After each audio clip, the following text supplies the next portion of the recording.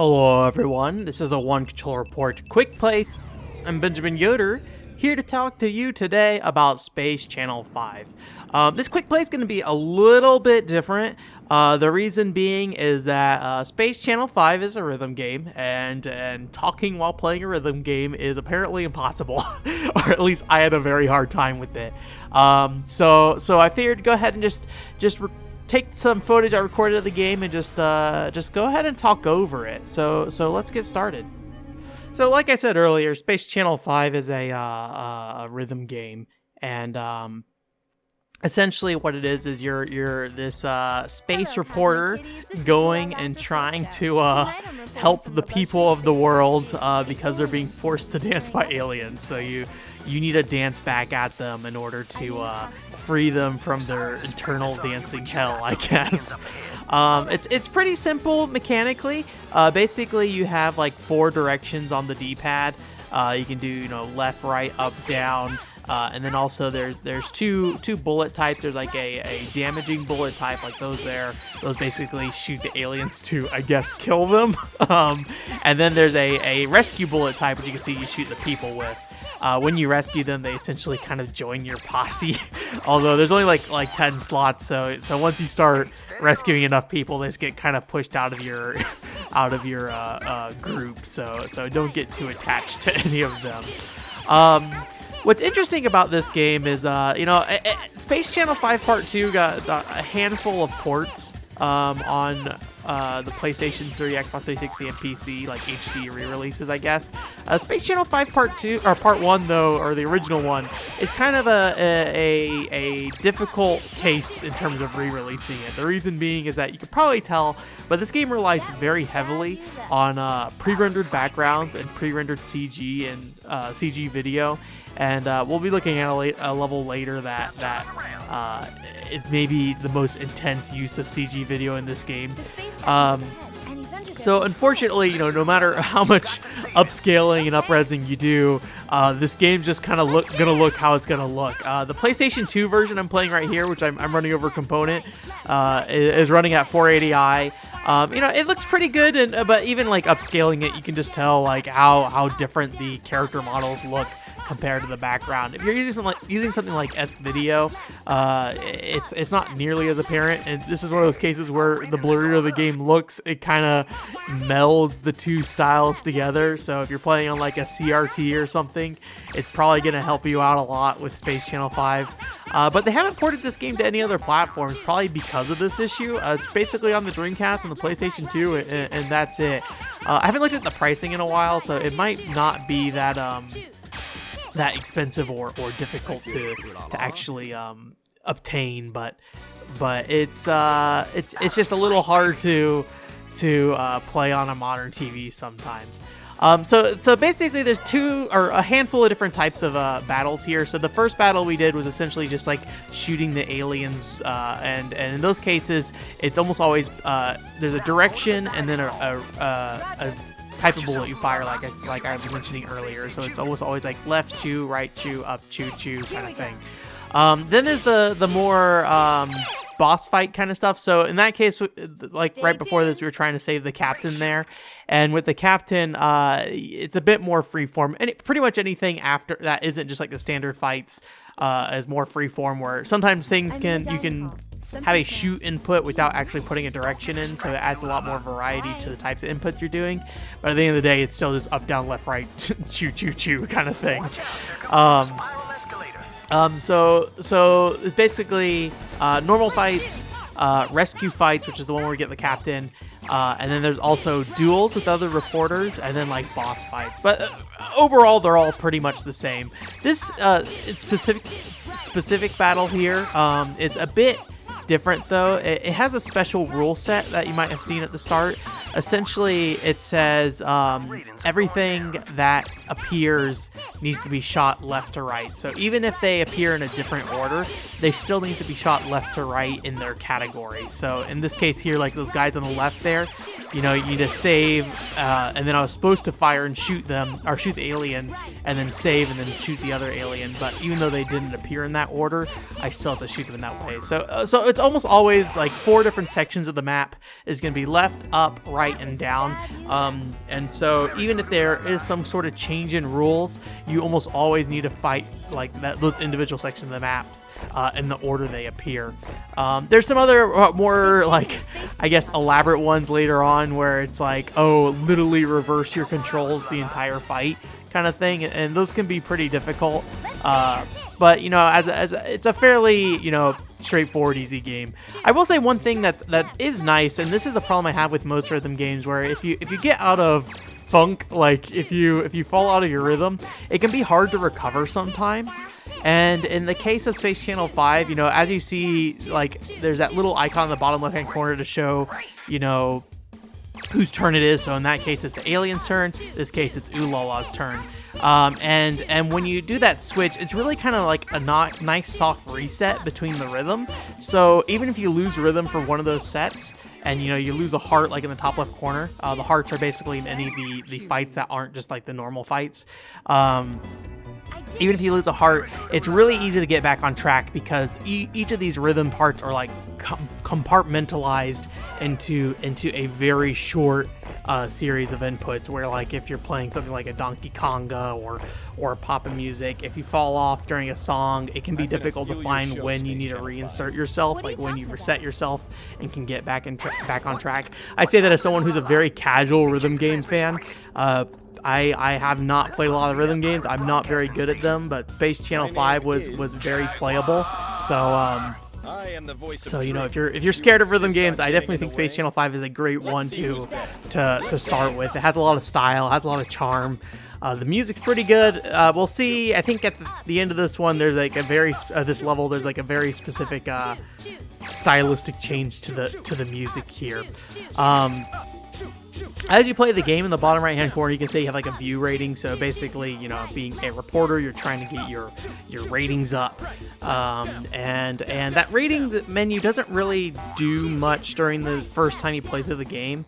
I think there might be some criteria where it's like you have to reach like a certain minimum viewer rating by the end of the level. Like it'll say you need a minimum of, you know, 15% viewer rating to pass the level.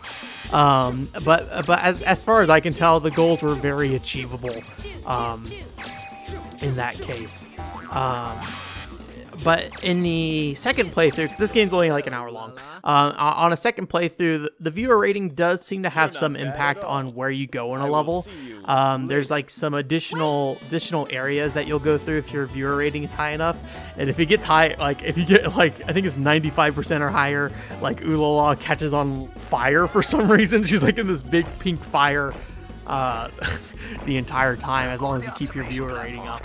So, but it's not that important. Like for the most part, as long as you're staying above the low viewer rating and aren't running out of hearts, you can push through the game pretty easily.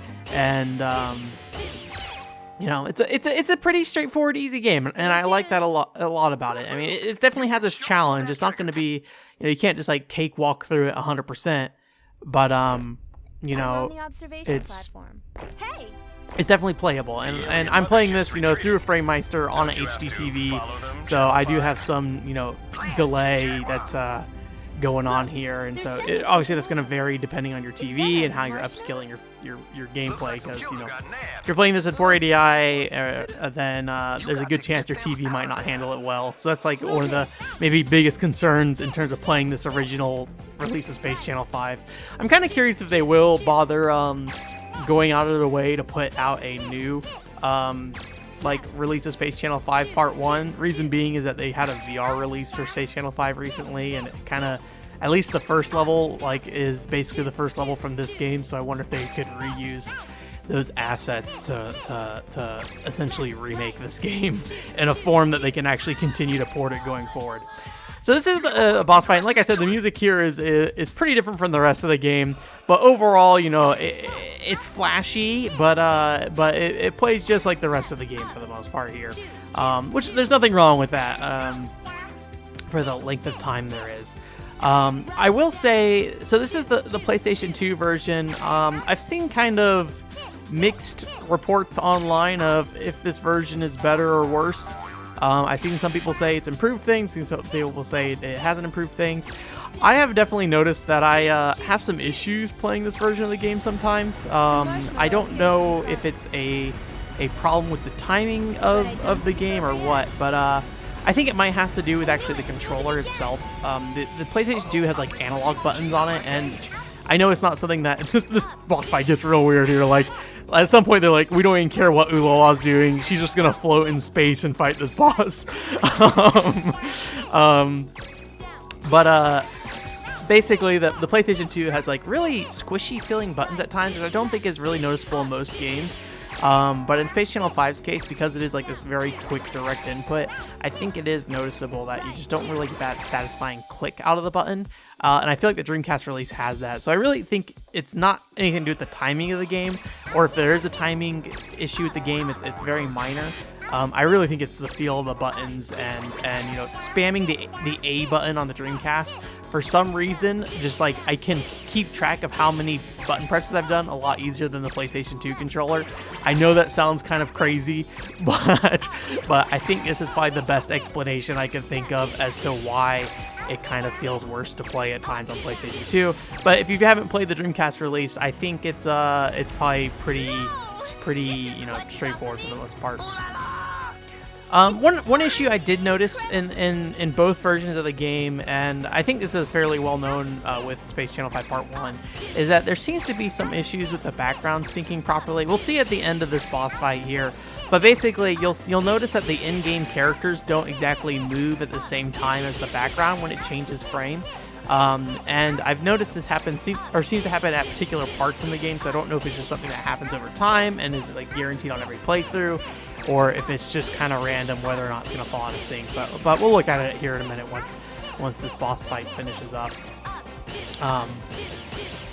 Trying to think if there's anything else really to say about the core gameplay itself, and you know, I think for the most part, you know, what you see here is kind of what you get. So yeah, you can see right here the character models and the backgrounds aren't changing position at the same time, and it just kind of pops around in a weird way. You know, it's not really that big of a deal most of the time. It's a pretty minor, and then once you switch levels, it seems to reset itself. So it's not something that, you know, you'll have to deal with for super long. But I noticed, particularly towards the ends of the level, there seems to be some kind of timing issue with the backgrounds that doesn't work out. Greetings, boys and girls. I wanted to just go ahead and show off one more level here.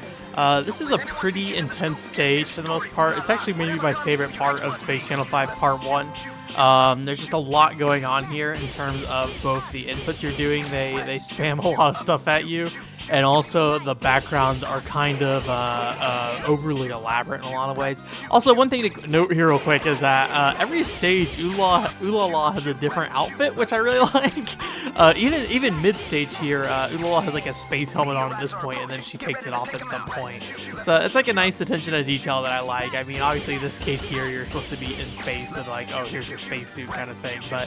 But the level we played before is the second level, and she has like a very like skimpy top on. But the first one, the first level, she has like more of a like, I don't know, mini skirt maybe with like a top, like a short tank top kind of thing. And I think the last level is kind of like a variation on that. So as far as I can tell, you know, each level of this game has like a very distinct look and style and feel.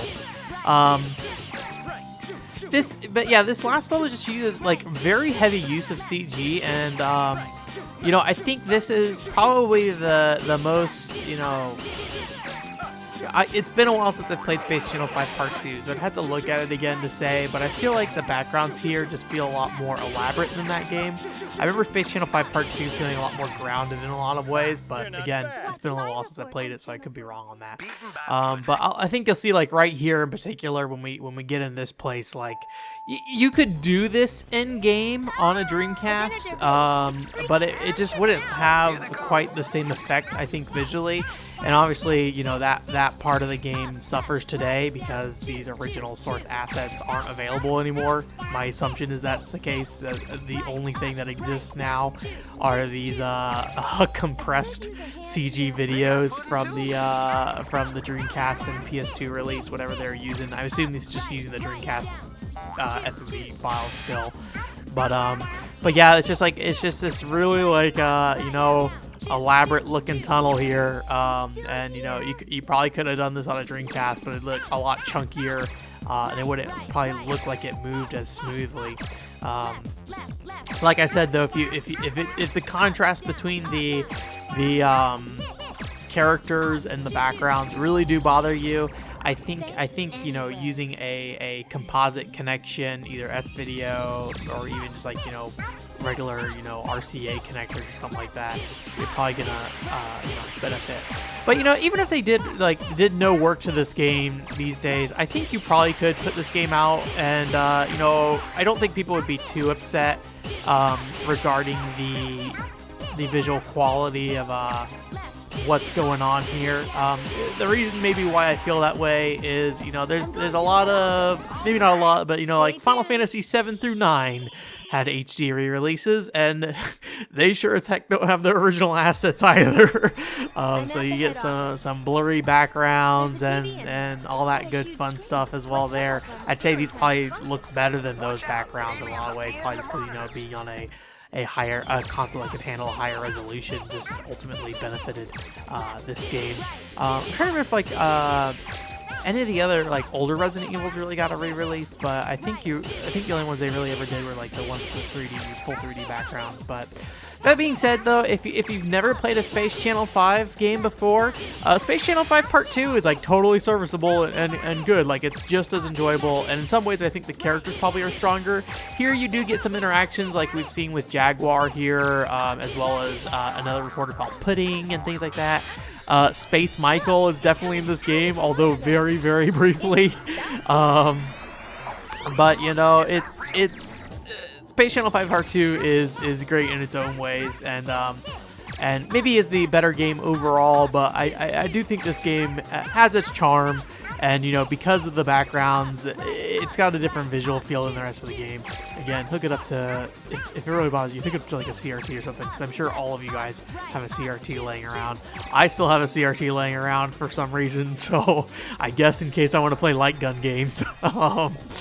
But yeah, I think that's it. I think that's Space Channel 5. So thanks for coming. Again, onecontrollerport.com is the website. Has some podcasts going up, or yeah, podcasts, streams. I'm thinking about maybe doing some more kind of blogish style content to kind of keep the written stuff more interesting, but we'll see. I'm kind of undecided on that. And then we have videos upcoming in at the end of June, hopefully. And then also it's not up yet, but should have a post for a interview or podcast I did, I guess, rather, with somebody else about Gun Gauge. So that should be coming up here in the near future. So again, onecontrollerport.com is the website. And I think that's it. Thanks for coming. Enjoy some Space Channel 5. Do it, man.